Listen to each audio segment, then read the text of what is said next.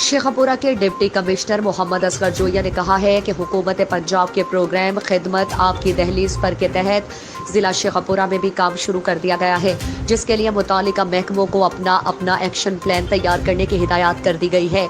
वज़ीर आला पंजाब सरदार उस्मान बुज़दार की जानिब से बाकायदा इफ्तिताह के बाद जिला शेखपुरा में भी उस पर अमल दरामद शुरू कर दिया जाएगा।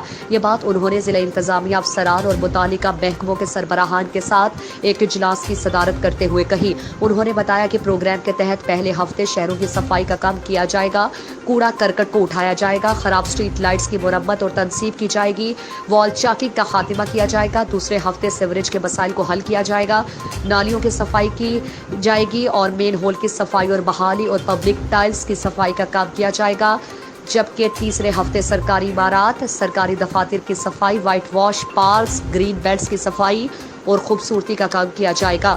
डिप्टी कमिश्नर ने बताया कि अवामी खिदमत के इस प्रोग्राम का मकसद लोगों के मसाइल को उनके घर की दहलीज पर हल करना है, ताकि आवाम को यकीन हो कि हुकूमत और इंतजामिया उनके लिए आसानियां पैदा कर रही है। इस प्रोग्राम में सिविल सोसाइटी, मकामी अफराद और टाइगर फोर्स के रजाकारों को भी शामिल किया जाएगा। उन्होंने मजीद कहा कि इन कामों पर आवाम का फीडबैक भी लिया जाएगा।